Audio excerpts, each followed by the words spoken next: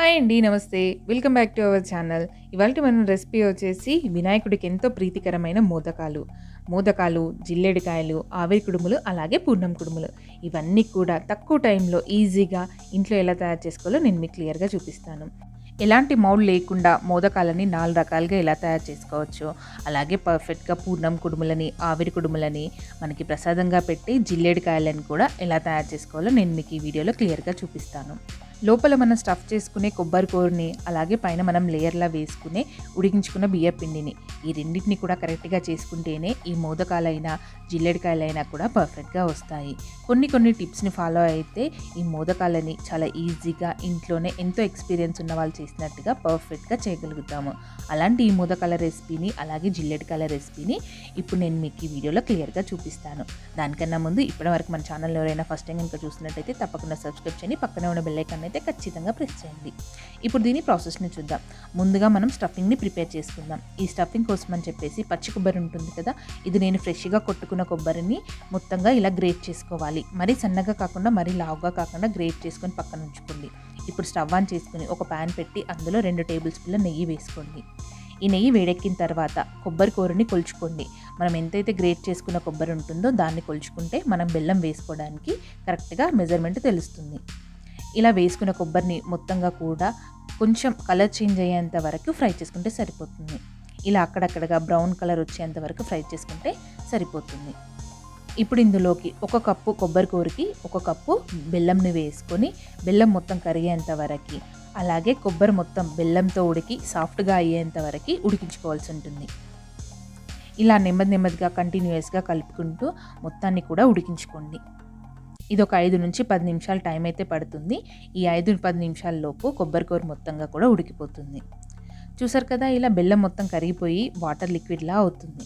ఇప్పుడు ఇందులోకి 1/2 table spoon వరకు ఇలాచీ పొడిని కూడా వేసుకుని కలిపేసుకోండి. ఈ కొబ్బరి మొత్తంగా ఉడికి ఇలా తెల్లగా కొబ్బరి కనిపించకుండా మొత్తం అంతా కూడా ఇలా బ్రౌనిష్ కలర్ వచ్చేంత వరకు ఉడికించుకుంటే సరిపోతుంది. ఇప్పుడు దీన్ని పక్కన ఉంచుకొని మనం పైన వేసుకునే పిండి లేయర్ని ప్రిపేర్ చేసుకుందాం. ఇప్పుడు స్టవ్ ఆన్ చేసుకుని ఒక ప్యాన్ పెట్టుకొని అందులో 1 కప్పు వాటర్ వేసుకోండి. ఈ వాటర్లో చిటికెడు ఉప్పును కూడా వేసుకొని వాటర్ని రోలింగ్ బాయిల్ వచ్చేంత వరకు మరిగించుకోండి. మనం ఇక్కడ 1 కప్పు బియ్య పిండిని వాడుకుంటున్నాం కనుక 1 కప్పు వాటర్ని మరిగించుకోవాల్సి ఉంటుంది. మన పిండి క్వాంటిటీ ఎంతైతే తీసుకుంటామో వాటర్ క్వాంటిటీ కూడా అంతే తీసుకోవాలి. ఇలా వాటర్తో పిండి మొత్తం కలిసిపోయేంత వరకు సిమ్లో ఉంచుకొని ఒక 5 నిమిషాల పాటు పిండిని ఉడికించుకోండి. అలా పిండిని మనం ఉడికించుకుంటేనే మనకి మోదకాలు అనేటివి కరెక్ట్గా వస్తాయి. ఇలా కంప్లీట్గా కలిపేసుకున్న తర్వాత పిండి కొంచెం దగ్గర పడుతుంది. ఇలా ముద్దగా దగ్గరగా ఫామ్ అవుతున్నప్పుడు స్టవ్ ఆఫ్ చేసి పెట్టుకోండి. ఒకవేళ మీకు పిండి పర్ఫెక్ట్గా ఉడికిందా లేదా అనిపిస్తే ఇలా ఒక చిన్న రౌండ్ బాల్ చేసుకొని చెక్ చేసుకోండి. ఇప్పుడు ఈ రెండింటిని కూడా కంప్లీట్గా చల్లార్చుకోండి. ఇలా మనకి పర్ఫెక్ట్గా చల్లారితేనే మోదకాలు చేసుకోవడానికి ఈజీగా ఉంటుంది. ఇప్పుడు ఈ పిండిని కొద్దిగా వాటర్ని యాడ్ చేసుకుంటూ మెత్తగా తయారు చేసుకోండి. ఇలా ఒక 5-10 నిమిషాల పాటు పిండిని కలుపుకుంటేనే మనకి పిండి లేయర్ అనేది విరిగిపోకుండా నీట్గా వస్తుంది. ఇలా కంప్లీట్గా కలుపుకున్న తర్వాత దీనిపైనుండి ఓ టేబుల్ స్పూన్ ఆయిల్ వేసుకొని చుట్టూరా ఆయిల్ని అప్లై చేసుకోండి. ఇలా ఆయిల్ని అప్లై చేయడం వలన పైనుండే లేయర్ అనేది విరిగిపోకుండా తడి ఆరిపోకుండా ఉంటుంది. ఇప్పుడు ఒక పాలిథిన్ కవర్ని తీసుకుని దానికి కొంచెం ఆయిల్ని అప్లై చేయండి. ముందుగా మనం జిల్లేడుకాయలని ప్రిపేర్ చేసుకుందాం. ఈ జిల్లేడుకాయల కోసమని ముందుగా పిండిని ఒక పెద్ద సైజు బాలంతా తీసుకొని చిన్న పూరీలా ఒత్తుకోండి. ఇలా కొంచెంగా ఆయిల్ని అప్లై చేసుకుంటూ పూరీలా ప్రెస్ చేసుకోండి. ఇప్పుడు మనం ముందుగా కొబ్బరి కూరని తయారు చేసుకున్నాం కదా, ఈ కొబ్బరి కూరని ఒక పెద్ద బాల్ సైజ్ అంతా తీసుకొని మధ్యలో చిన్నగా ఇలా నిలువుగా తయారు చేసుకొని మధ్యలో ఈ కొబ్బరి పూర్ణాన్ని ఉంచేసి చివర్లు రెండింటిని కూడా ఇలా క్లోజ్ చేసేయండి. మనం గరిజెలు చేసుకుంటాం కదా కజ్జికాయలు, వాటి షేప్లో వీటిని ఫోల్డ్ చేసుకోవాల్సి ఉంటుంది.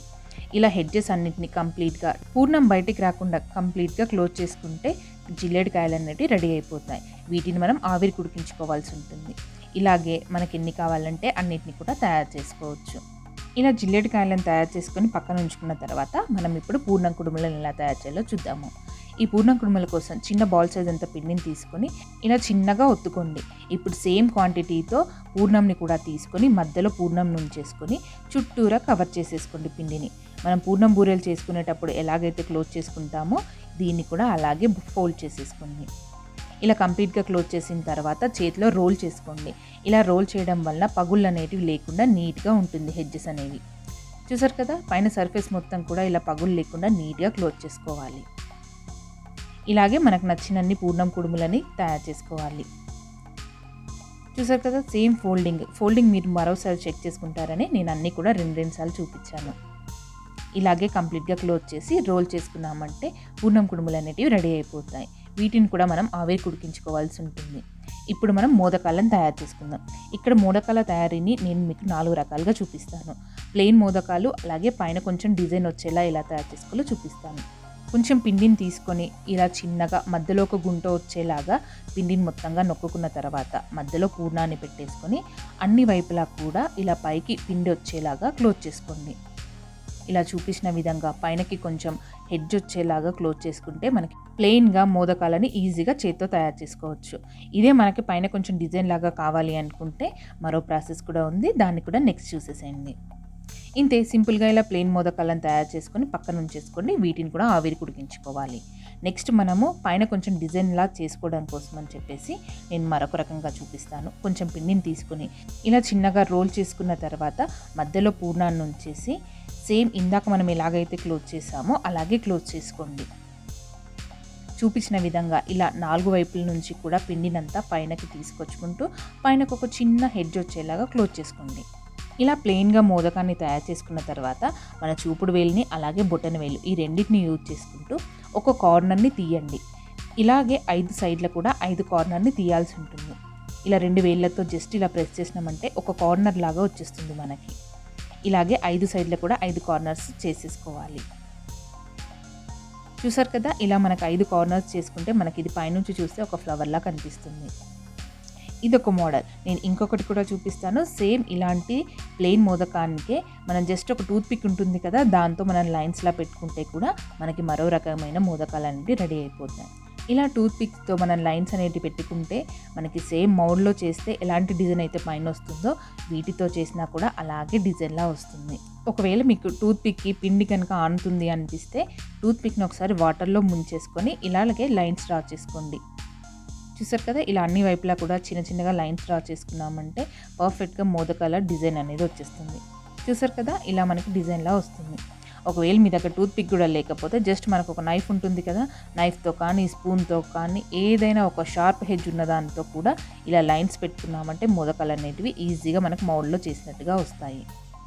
ఇంతే. చూసారు కదా, సింపుల్గా మనకి 4 రకాల మోదకాలను ఎలా తయారు చేసుకోవాలో చూసాం కదా. ఈజీగా మనకి ఎలాంటి మౌల్డ్ అవసరం లేకుండా ఇలా సింపుల్గా ఇంట్లో ఉండే వాటితో కూడా తయారు చేసుకోవచ్చు. డిజైన్ అయితే మనకు ఉడికిన తర్వాత కూడా పర్ఫెక్ట్గా వస్తుంది. ఇలా మనము కింద కొంచెం ఫ్లాటెన్గా చేసుకోండి, పర్ఫెక్ట్గా కింద కూర్చున్నట్టుగా వస్తాయి. ఇప్పుడు మనము ఆవిరి కుడుములను తయారు చేసుకుందాం. ఈ ఆవిరి కుడుముల కోసం అని చెప్పేసి ఫస్ట్ ముందు కొబ్బరి కూరని ఇలా నిలువుగా తయారు చేసుకొని ఉంచుకోండి.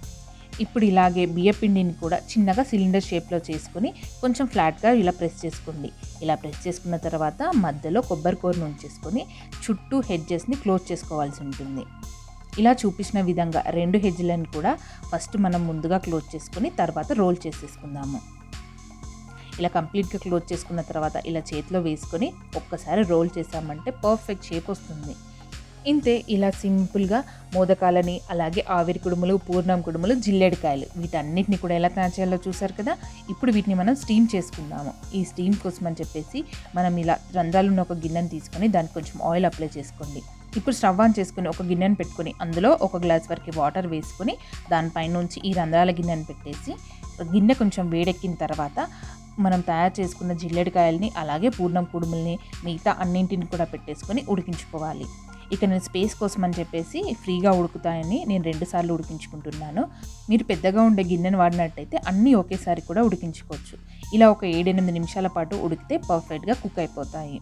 ఇప్పుడు స్టవ్ ఆఫ్ చేసుకుని ఒక 5 నుంచి 10 నిమిషాలు చల్లారిన తర్వాత మాత్రమే తీసుకోండి. వెంటనే తీసారంటే మాత్రం ఇవి విరిగిపోతాయి, కింద ఉండే పూర్ణం అనేది బయటకి లీక్ అవుతుంది. చూసారు కదా మనకి ఎంత పర్ఫెక్ట్గా వచ్చాయో. పూర్ణం అనేది ఎక్కడా కూడా బయటకి రాకుండా నీట్గా వచ్చాయి. ఇలా కొంచెం చల్లారిన తర్వాత తీస్తే నీట్గా వచ్చేస్తాయి. పిండి అనేది ఏమాత్రం కూడా కింద అతుక్కోకుండా ఉంటుంది. ఇలాగే నెమ్మదిగా జిల్లేడుకాయలను కూడా తీసేసుకొని ప్లేట్లోకి పెట్టేసుకోండి. చూసారు కదా సింపుల్గా వీటన్నిటిని ఎలా తయారు చేసుకోవాలో. ఇప్పుడు వీటితో పాటుగా మోదకాలని అలాగే ఆవిరి కుడుములను కూడా ఉడికించేసుకోండి. ఇంతే సింపుల్గా మోదకాలని, ఆవిరి కుడుములని, పూర్ణం కుడుములని, జిల్లెడికాయలని ఈ 4 రకాల ప్రసాదాలని కూడా కేవలం మనకు ఒక 20 మినిట్స్ 30 మినిట్స్ టైం మాత్రమే పడుతుంది. వినాయక చవితి ప్రసాదాల రెసిపీస్ అన్నీ కూడా నేను కింద డిస్క్రిప్షన్లో ఇస్తాను, ఒకసారి చెక్ చేసుకోండి. చూసారు కదా ఫ్రెండ్స్, సింపుల్గా మోదకాలని, జిల్లెడికాయలని, పూర్ణం కుడుములు, ఆవిరి కుడుములు ఈ 4 రకాల ప్రసాదాలను ఎలా తయారు చేసుకోవాలో ఈ వీడియో కనుక మీకు నచ్చినట్లయితే తప్పకుండా ఒక లైక్ చేయండి. మీ ఫ్రెండ్స్ అండ్ ఫ్యామిలీ మెంబర్స్కి అయితే తప్పకుండా ఫార్వర్డ్ చేయండి. అలాగే కొత్తగా ఈ వీడియో ఎవరైనా చూసినట్టయితే తప్పకుండా సబ్స్క్రైబ్ చేయండి. పక్కన ఉన్న బెల్ ఐకాన్ అయితే ఖచ్చితంగా ప్రెస్ చేయండి.